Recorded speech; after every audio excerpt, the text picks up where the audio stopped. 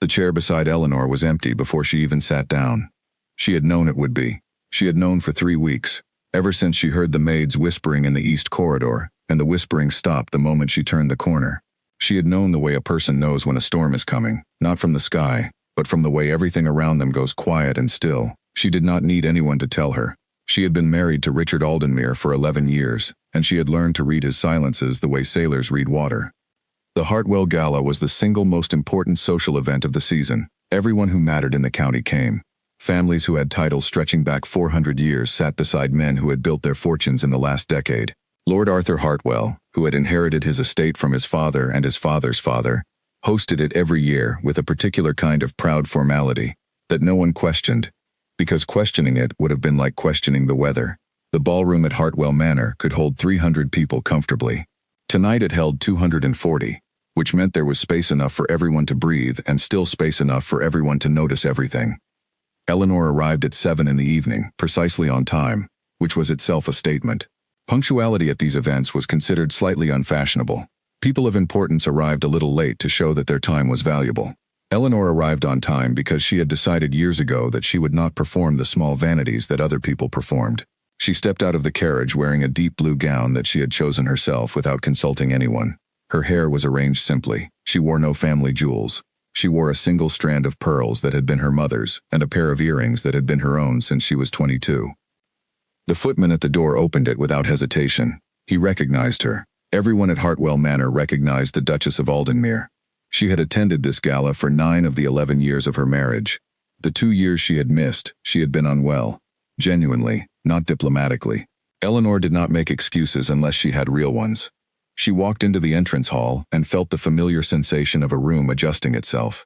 It was something she had noticed early in her marriage and had never stopped noticing. The way a space changed when she entered it. Not dramatically. Not the way it changed when a very beautiful woman walked in, or when someone scandalous arrived. It changed in a subtler way, like a painting being tilted a half-inch on a wall.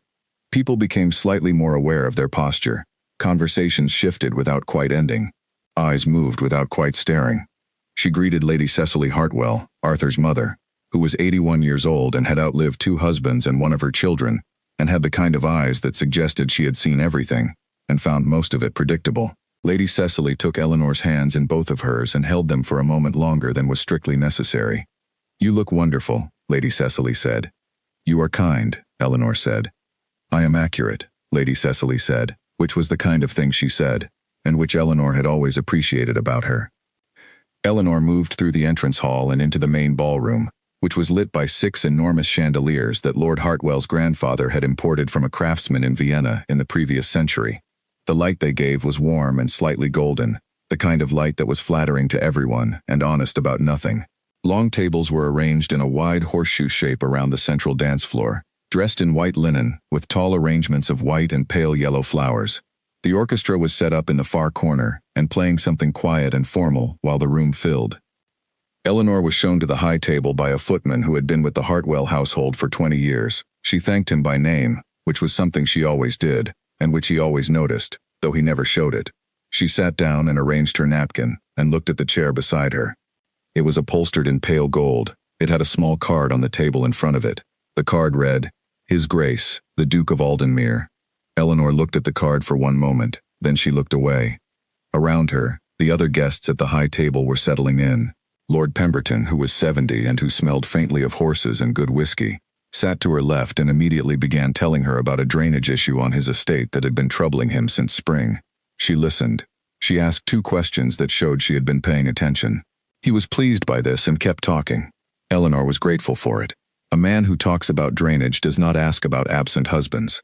Lady Harriet Colton arrived at the table with her husband George, who was a quiet man with kind eyes who had the particular talent of seeming comfortable anywhere.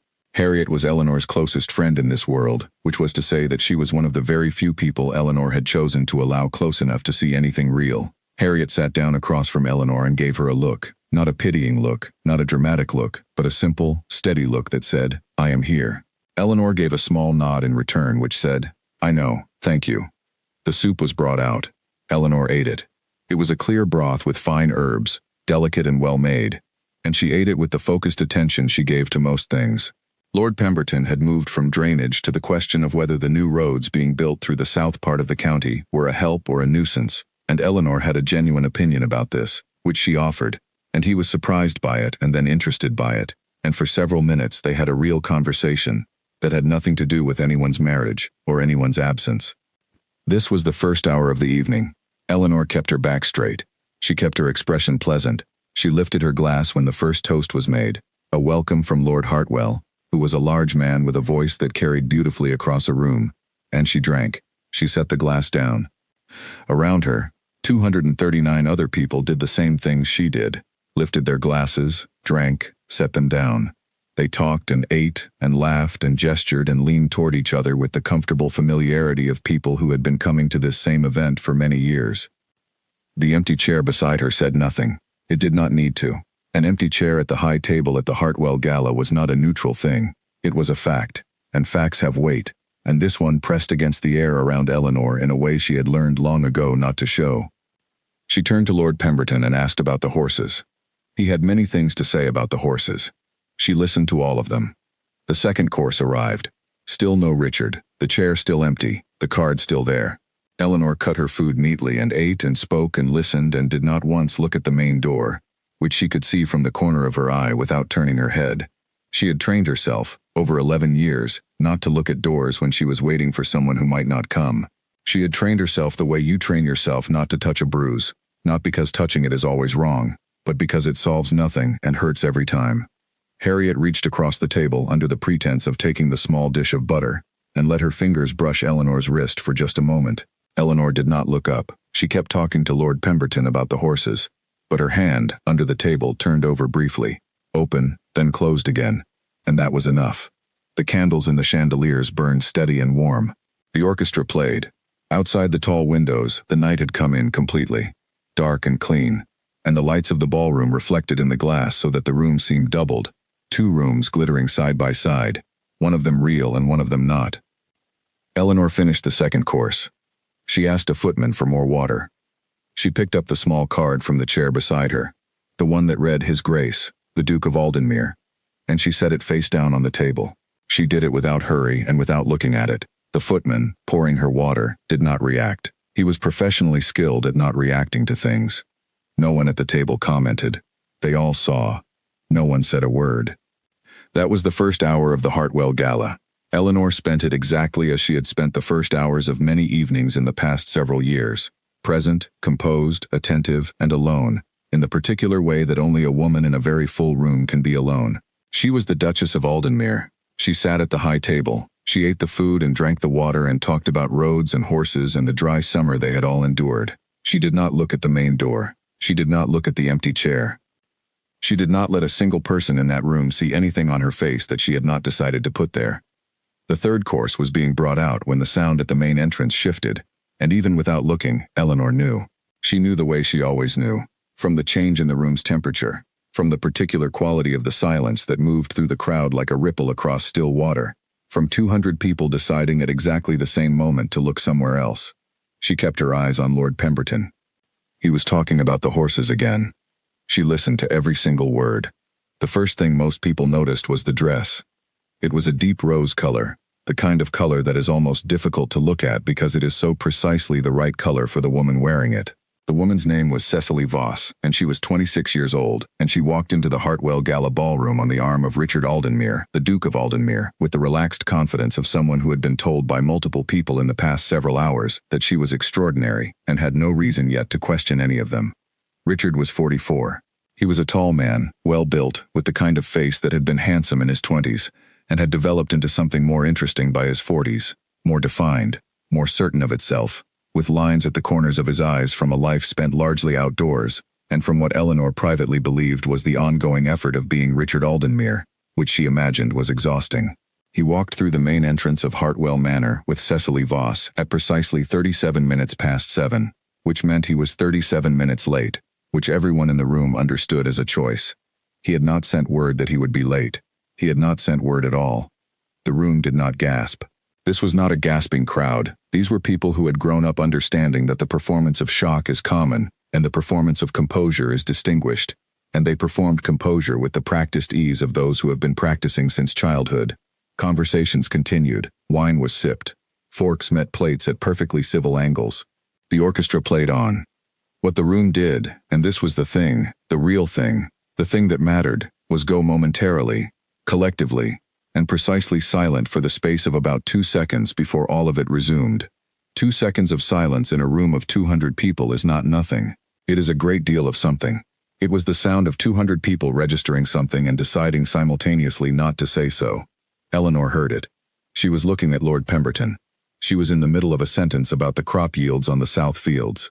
She finished the sentence. Lord Pemberton replied. She listened to his reply.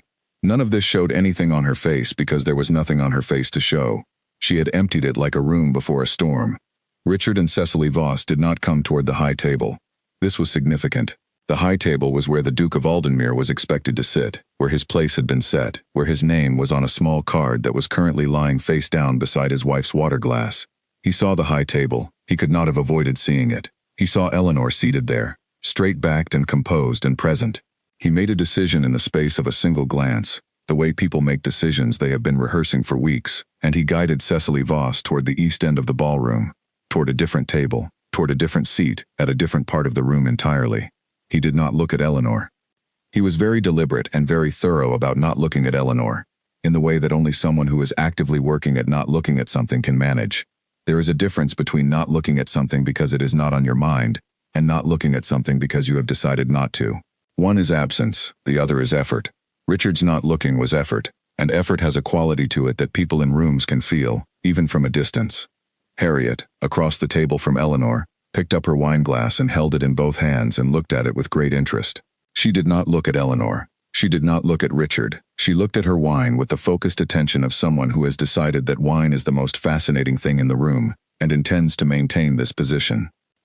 George Colton, Harriet's husband, looked at a painting on the wall.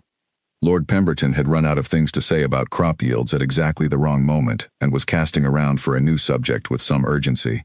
Eleanor helped him. She asked about his eldest son who had recently returned from traveling, and Lord Pemberton's face opened with relief and gratitude, and he began talking about his son, and Eleanor listened and nodded, and the moment passed the way moments do, which is to say it did not pass at all. It simply moved underground, where it would stay for the rest of the evening, present in everything, and visible in nothing. At the east table, Cecily Voss was seated with Lord and Lady Ashford and their nephew, a young man named Percy who was pleasant company and did not take himself seriously, which made him valuable at dinner tables. Richard sat beside Cecily. He spoke to Lord Ashford. He laughed at something Percy said. He refilled Cecily's wineglass. He was performing ease the way Eleanor was performing composure, which is to say they were both, from opposite ends of a very large room, doing the same kind of work, and neither of them was resting. The pearl brooch on Cecily Voss's dress caught the candlelight from the chandeliers. It was a delicate thing, a spray of small pearls arranged in a curved shape set in pale gold, old-fashioned in the most beautiful way. Eleanor knew it immediately. She would have known it from twice the distance. It had belonged to Richard's grandmother, the first Duchess of Aldenmere, who had worn it in the portrait that hung in the upstairs gallery of Aldenmere Hall. Eleanor had stood in front of that portrait many times over 11 years. She had stood in front of it the way you stand in front of something you admire, without quite being able to reach. The brooch had never been offered to Eleanor. She had understood this fact when she understood many other facts about her marriage, quietly, privately, without drama, in the way that clarity comes when you have stopped hoping for a different answer. Cecily Voss touched the brooch with one finger, adjusting it slightly, the casual and unconscious gesture of someone who has been wearing a new thing long enough to forget that it is new. She laughed at something Percy said. The brooch caught the light again. Eleanor looked away, not with pain, or not only with pain, with something older than pain, something that had been sitting so long inside her chest that it had stopped feeling like a wound, and had started feeling like furniture. You stop noticing furniture. It is simply there, taking up its space, until one day someone moves it and you see the mark it left on the floor. The third course was cleared. The fourth course arrived. The ballroom was warm now, warmed by 200 bodies and 200 conversations, and 6 burning chandeliers, and the accumulated heat of a long evening. The orchestra, which had been playing quiet and formal pieces throughout dinner, shifted to something slightly livelier. Not dancing music yet, but approaching it, the way spring approaches, gradually and then all at once. Eleanor finished her fourth course. She set down her fork. She took a slow breath, the kind that is invisible to everyone in the room, the kind that is only for yourself. Harriet was looking at her now, openly, the way you look at a friend when you want to offer something and are not sure what you have to offer. Eleanor met her eyes. She gave the smallest possible shake of her head. Not the head shake of refusal, but the head shake of it is all right. Or at least, I am managing. Or at least, not yet. Harriet nodded, once, and looked back at her plate. At the east table, Richard had grown quiet. Percy was talking. Lord Ashford was talking. Cecily was laughing at something. Richard was looking at his wineglass with the expression of a man who has walked into a room and cannot immediately remember why he came in, except that the room is more complicated than he expected, and the wine is not helping as much as he had hoped it would. He did not look at the high table. He worked very hard at not looking at the high table. He was failing, in the specific way that people fail at things they are trying too hard to succeed at. The music played on. The room talked and ate and laughed and moved through the warm candlelit evening, with the comfortable rhythm of people who do this every year and expect to do it again next year and the year after. Outside, the November night was cold and clear. Inside, everything was warm and lit and moving. And in the middle of it all, at opposite ends of the same large room, a man and a woman who had been married for 11 years were both performing, very skillfully, the act of not noticing each other. One of them was better at it than the other. The empty gold chair at the high table still held its place. The card was still face down beside Eleanor's glass. No one had moved it. No one had commented on it. It sat there in the particular way that small, undramatic things sit when they are carrying more weight than they look like they can hold.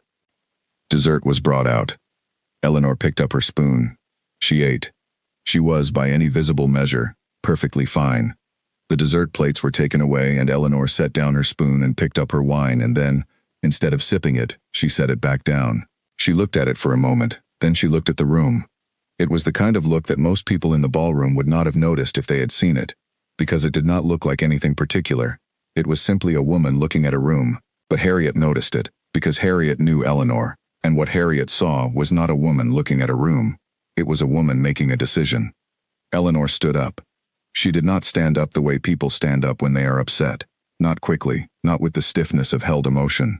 She stood up the way she always stood up, which was with the unhurried ease of someone who is entirely certain that they have every right to be standing in this particular room, at this particular time. She placed her napkin beside her plate. She touched the back of her chair briefly, the lightest touch, as if to steady herself or perhaps to say goodbye to a position she was done with. Then she stepped away from the table. She did not go toward the exit. She did not go toward Richard's table. She went toward the center of the room.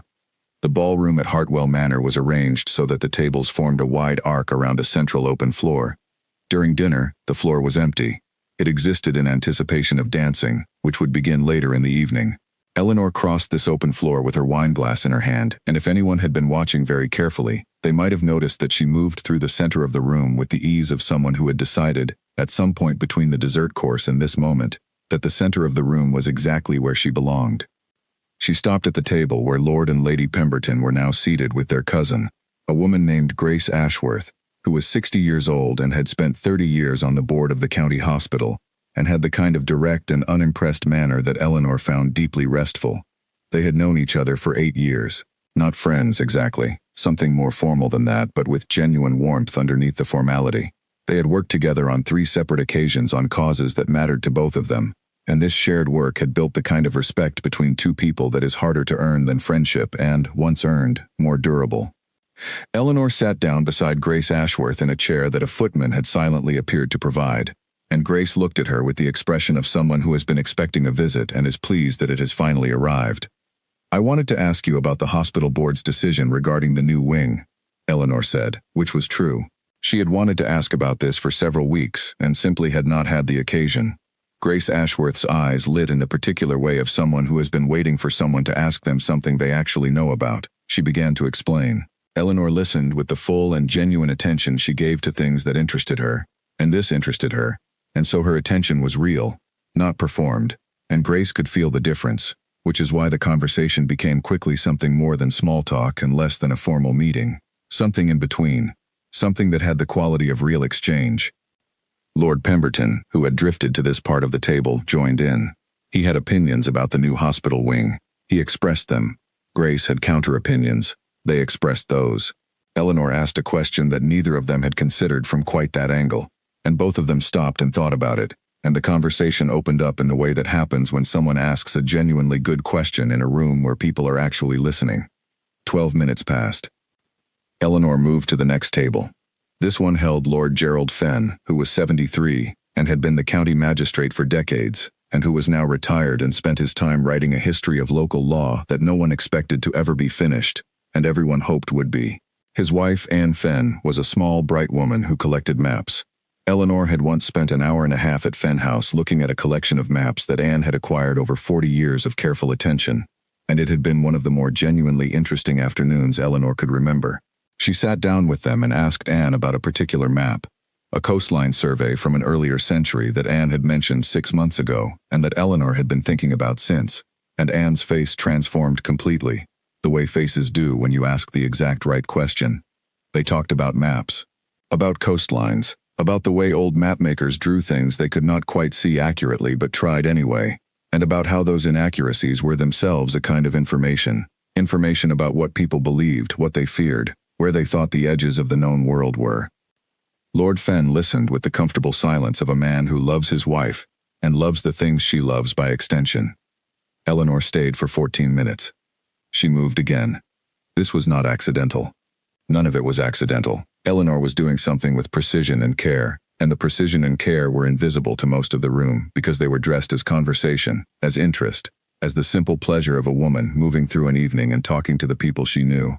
But Harriet, watching from the high table with her wineglass held in both hands, could see it the way you can see the design in a piece of fabric once you know where to look. Eleanor was not simply visiting tables. She was choosing which tables, and in what order, and for how long, and the choices had a logic that Harriet recognized even if she could not have articulated it precisely. She was calling in credit. 11 years of attending events like this one, of listening carefully, and remembering details, and asking the right questions, and treating people like they were interesting, because she genuinely found them interesting. 11 years of this had built something. It had built a kind of account, and Eleanor was making very thoughtful and deliberate withdrawals from it tonight, not in a calculating way, but in the way that someone who has always paid their debts eventually reaches a moment when they need to collect one. She was not aggressive about it. She was not dramatic. She sat down and she talked and she listened and she laughed when something was funny, and she was serious when something was serious, and she was, at every table she visited, entirely herself. That was the thing that was hardest to explain and most important to understand about what Eleanor was doing. She was not performing. She had stopped performing the moment she stood up from the high table. Everything that came after was simply Eleanor, moving through a room, being Eleanor. And Eleanor, it turned out, was someone people were very glad to see coming. She reached the table where Lord Arthur Hartwell, the host, was seated with 2 men from the county council, and a retired general named Oliver Bates who had the bearing of someone who had spent 40 years being the most senior person in any given room, and had recently retired to find the adjustment more difficult than expected. Hartwell stood when he saw Eleanor approaching, which was a courtesy that was not strictly necessary and was therefore meaningful. He was a large man, broad in the shoulders, with a manner that was formal on the surface and genuinely warm underneath, and he had known Eleanor since she was new to her marriage and still finding her footing in rooms like this one. "Eleanor?" he said, and the way he said her name, without the title, just the name, was a familiarity that had been earned over years and was not given lightly. "Arthur," she said.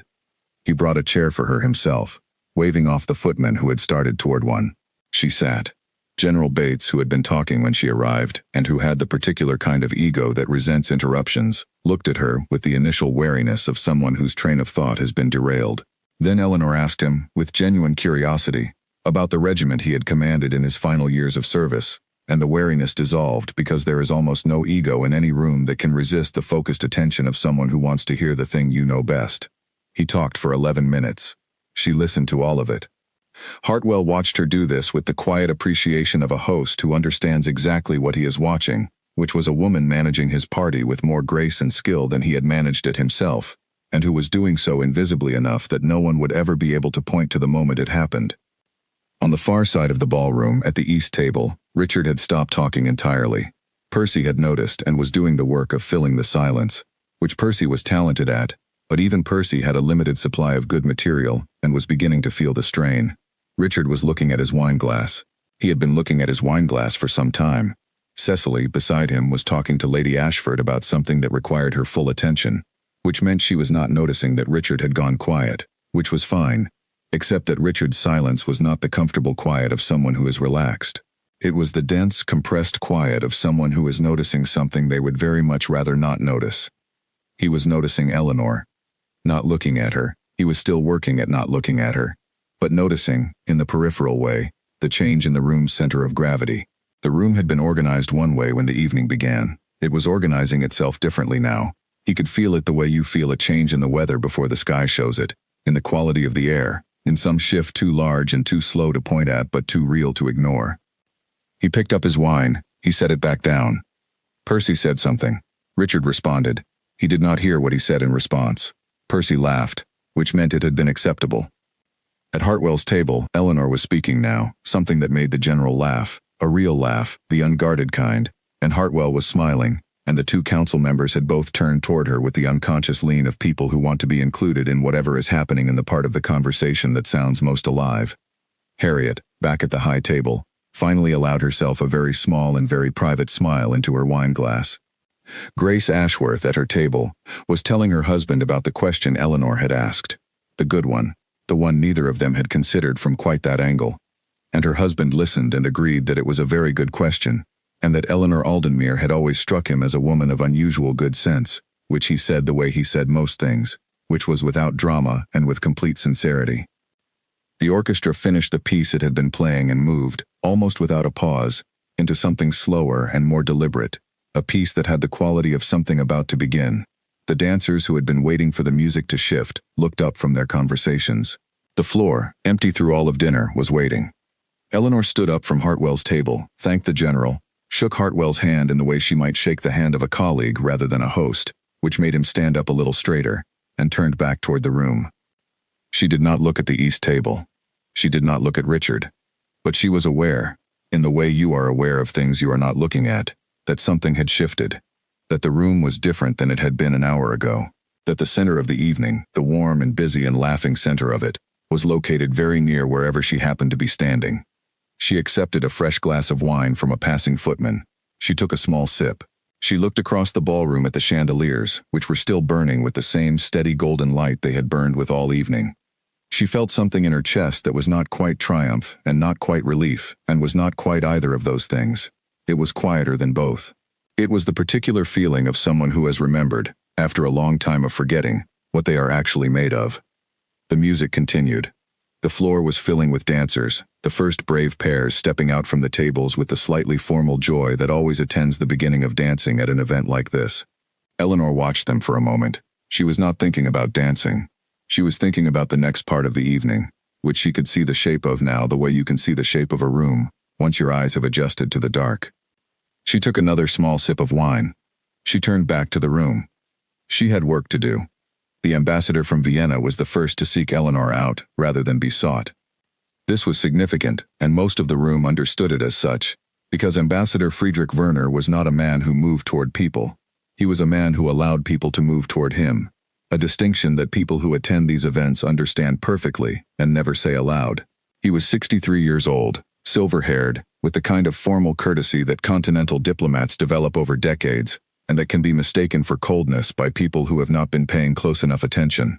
Eleanor had met him 3 times in previous years. On each occasion he had been politely distant in the way that suggested he had categorized her accurately as the wife of a duke and had not, therefore, expected much. He crossed the room toward her now, with an expression that was not distant at all. He had watched her move through the evening for the past hour. He had watched the conversations she left behind. The way people at the tables she had visited continued talking to each other, with more energy than before she had arrived, the way the room had quietly reorganized itself around her, without anyone appearing to decide that this was what was happening. He was a man who had spent 40 years watching rooms reorganize themselves, and he knew what it meant and who it usually meant it about. "Your Grace," he said. "Ambassador Werner," she said. "I had hoped for the chance to speak with you this evening." "I find myself thinking the same," he said, and the surprise was that he meant it. They talked for 20 minutes about the new trade negotiations, something Eleanor had been following through the papers and through 2 conversations earlier in the season with people who understood the details better than the papers did. She had opinions. They were not careless opinions. The ambassador listened to them with the specific attention he gave to things he had not encountered before. And at one point he asked her a question that was the kind of question you ask someone you have decided is worth asking, and she answered it carefully and well, and something in his expression shifted, the last of a polite, professional distance giving way to something more like genuine interest. By the time they finished their conversation, 3 other people had drifted close enough to the periphery of it that they were effectively waiting, though they would not have described it that way. Lord Hartwell's son, Edmund, who was 30 and had recently joined the county council and who had a reputation for being serious and thoughtful in the way of people who are still young enough for the seriousness to be attractive rather than tiresome. A woman named Frances Mallory, who had inherited her family's publishing house at 35 and had spent the 20 years since making it into something significant, and Lady Cecily Hartwell's granddaughter, who was visiting from Edinburgh, who was studying law, and who had spent most of dinner trying to find someone at the gala worth talking to, and was beginning to suspect she had finally found her. Eleanor moved from the ambassador to Edmund to Frances in the space of 40 minutes, and in each conversation she was paying attention to something specific. She was listening for the thing the person knew that no one in the room was asking them about. Everyone in a room like this knows something extraordinary. Most of the time they spend the evening talking about the ordinary things, because the ordinary things are safer and more comfortable, and less likely to lead somewhere unexpected. Eleanor had discovered, years ago, that if you asked the right question, the question that pointed at the extraordinary thing, the conversation that followed was almost never boring and almost always memorable. Edmund knew about water rights in the eastern part of the county, which was going to become a serious political issue within the next 3 years, and no one else in the room was thinking about it yet. Frances Mallory had published, quietly, a book of maps by a woman cartographer from the previous century, which had been largely ignored, and which Eleanor thought about when Anne Fenn was talking to her earlier in the evening, and they talked about this, and about maps, and about why things that are important are sometimes ignored for a generation before being recognized. The law student, whose name was Clara, had spent the past 2 years in Edinburgh studying a particular area of inheritance law that was directly relevant to several families in this very room, and when Eleanor asked her about it, she nearly vibrated with the relief of being asked about the things she actually cared about, rather than the things people assumed she cared about. Harriet appeared at Eleanor's elbow during a brief moment between conversations. She did not say anything dramatic. She pressed Eleanor's arm once and then said, very quietly, so that no one else could hear, "The whole room is facing you, you know that." Eleanor looked at her. "I know," she said, and then, after a moment, "I am not doing it for that." "I know you are not," Harriet said. "That is exactly why it is working." She moved away again before Eleanor could respond, which was the right thing to do, and which was why Harriet was Harriet. At the east end of the ballroom, Richard was standing now. He had left the table during the second dance and was standing near the tall windows with a glass of port that he had not been drinking so much as holding, the way you hold something when your hands need something to do and your mind is elsewhere. Percy was somewhere behind him, talking to the Ashford nephew about something. Cecily was on the dance floor with Lord Ashford's youngest son, who was a good dancer and who had asked her with the easy confidence of a young man who has never been refused. Richard was looking across the room. He had stopped pretending not to. He watched Eleanor finish her conversation with the young law student, and he watched Clara, who was, from all appearances, not someone who was easily impressed, look at Eleanor with the expression of someone who has just been given something valuable and knows it. He watched Frances Mallory, who had been speaking with Edmund when Eleanor joined them, turn toward Eleanor with the unconscious priority of a person recognizing where the more interesting thing is happening. He watched the ambassador, who had already spoken with her, turn to the man beside him and say something. Richard was too far away to hear it, but he knew the tone, the quality of the gesture, the expression that goes with saying, "That woman is remarkable." He knew because he had once thought it himself.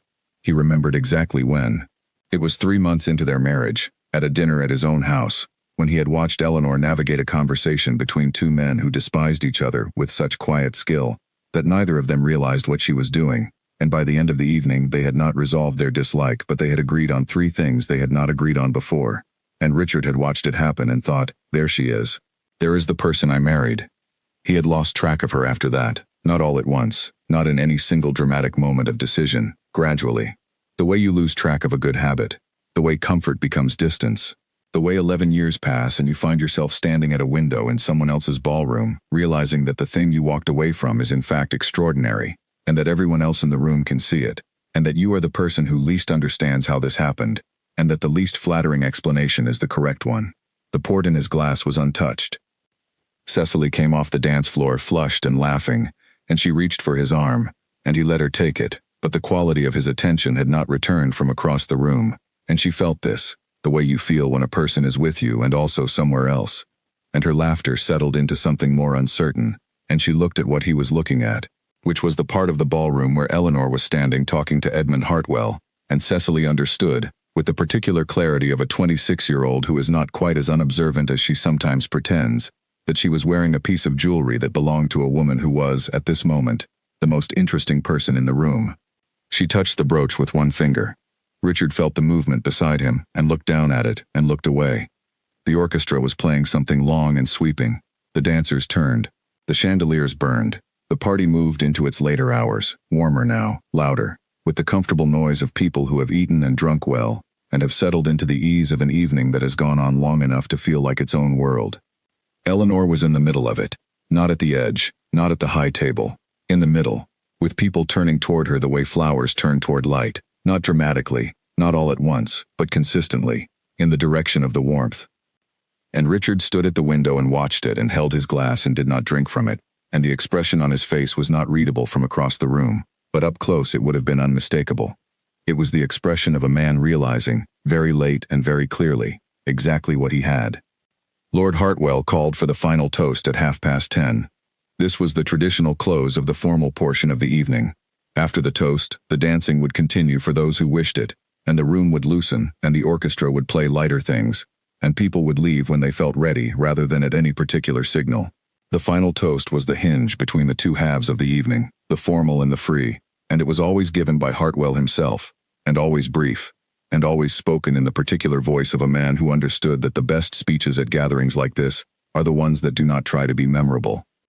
Hartwell stood, the room quieted, the way rooms do when the host stands, with the practiced ease of people who know the shape of this evening and where they are in it.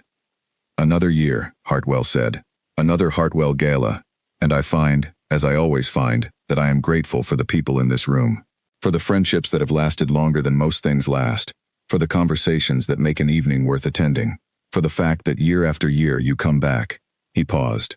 We are fortunate people. We should not forget it. He raised his glass. Then he did something he had never done in 32 years of hosting this event. He turned, not to his own wife, not to the senior guest, but to the high table, and he looked at Eleanor, and he said, I wonder if the Duchess of Aldenmere would honor us with a word. The room looked at Eleanor. Eleanor did not hesitate. She did not look surprised. She did not look at the empty chair beside her, which was still empty, which had been empty all evening, which would remain empty. She stood up with the same unhurried ease with which she had stood up 2 hours earlier when she crossed the room for the first time, and she looked at the assembled guests of the Hartwell Gala, 239 people, all of them watching, and she spoke. She said 3 things. The first was a thank you to Arthur Hartwell, which was genuine and specific. She thanked him for the particular quality of care he brought to this evening year after year, and she said it in a way that made it clear she was not thanking him for the food or the decorations, but for the intention behind them. The intention to create a room where people could actually talk to each other and find that worthwhile, which was rarer than it sounded, and more valuable than most people acknowledged. The second was something she said about the county, about the fields and the families, and the ordinary work of maintaining things worth maintaining, and it was simple and sincere, and it had the quality of something that had been thought about and not just felt, which made it land differently than the things that are only felt. The third was brief enough that some people almost missed it. She said, the worth of an evening is measured in the conversations it makes possible. By that measure, this one has been very fine indeed. She raised her glass. The room raised their glasses. The applause that followed was not the polite applause of an audience being courteous to a speaker. It was the other kind, the kind with some warmth in it, some genuine response, the kind that comes when a room has been moved by something modest enough not to ask to be remembered, and is remembered anyway. It ran long. Eleanor smiled, not the composed and careful smile she had worn for most of the evening, but a real one, with a quality of warmth that the room had earned by giving it to her first, and she sat down. Harriet was crying, very slightly, in the way that Harriet cried when she was moved by something, which was with complete dignity, and without any apparent distress, 2 tears that she addressed immediately with a handkerchief, and that she would have denied if anyone had mentioned them. George Colton, Harriet's husband, was looking at the ceiling with the expression of a man who is feeling something he has decided not to analyze. Grace Ashworth said something to her husband in a low voice. Her husband nodded.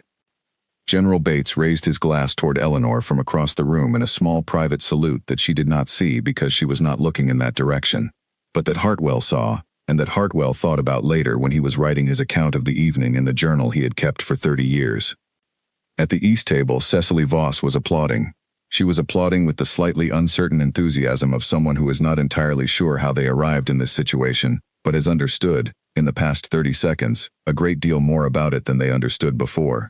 She was 26 years old and she was not foolish, and she had spent the evening in a room that was slowly and unmistakably reorganizing itself, and she had watched the woman at the center of that reorganization stand up and speak for less than 2 minutes, and she had felt in those 2 minutes the specific quality of someone who has earned the room they are standing in.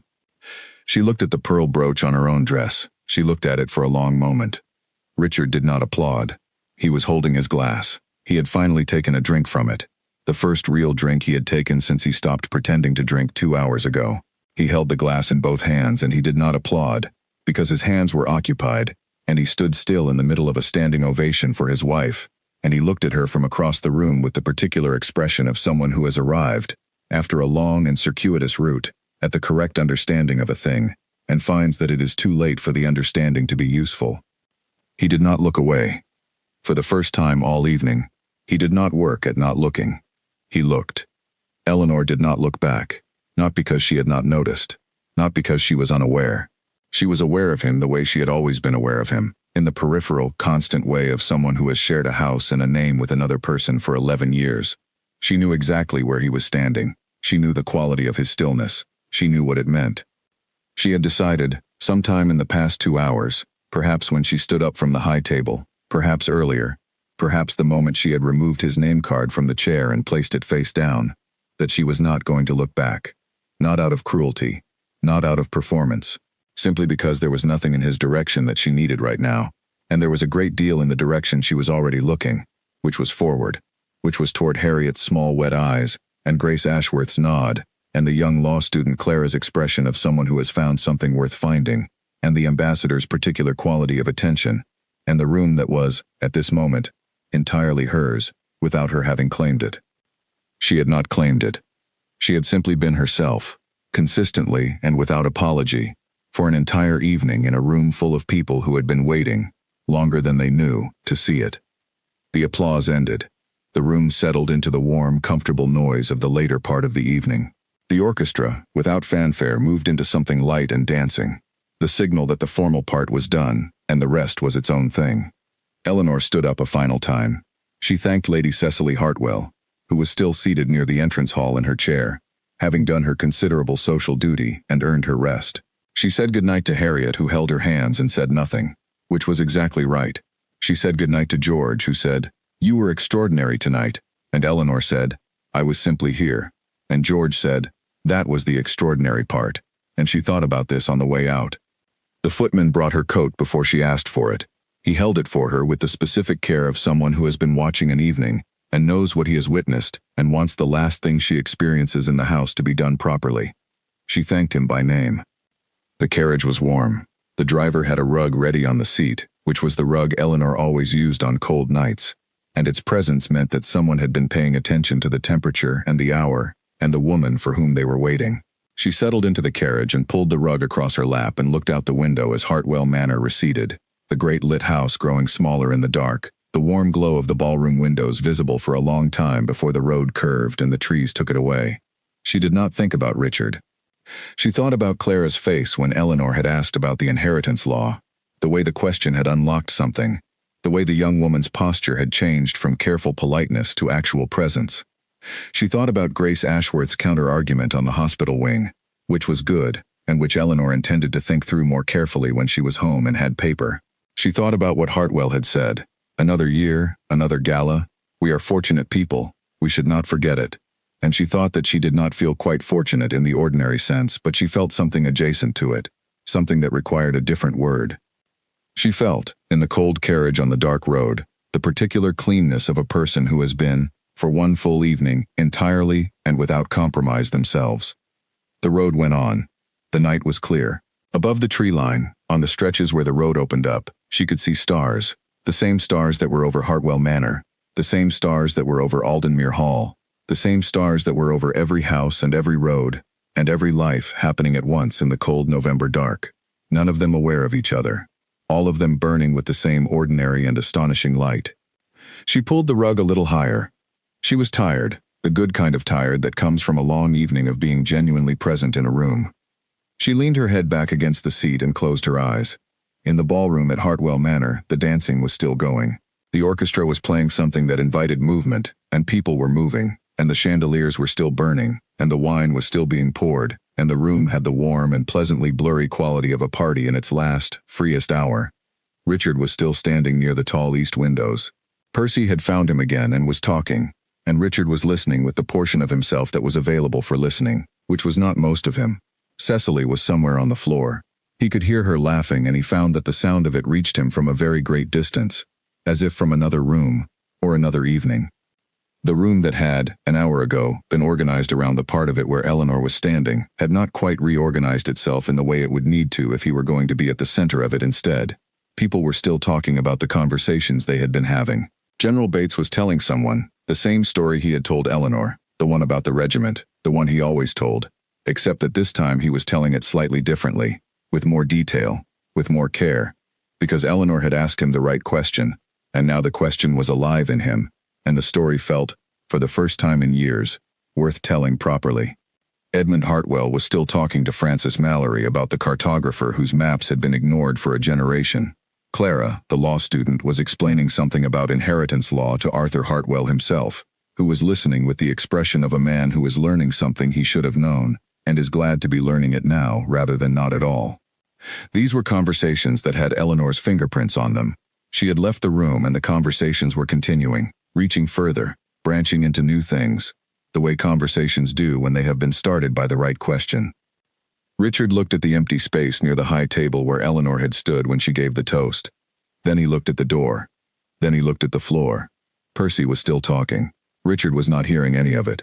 He was thinking about the specific quality of the room he was standing in, the warmth and the light and the noise of it, the way it had felt all evening like it was being organized by something he could not locate, and the way it felt now, with Eleanor gone, like something had been gently and irrevocably removed, and the space where it had been was a clean and unmistakable shape. The pearl brooch caught the chandelier light one last time. He did not look at it. Outside, on the dark road, the carriage carrying Eleanor moved steadily away from Hartwell Manor. The driver kept a steady pace.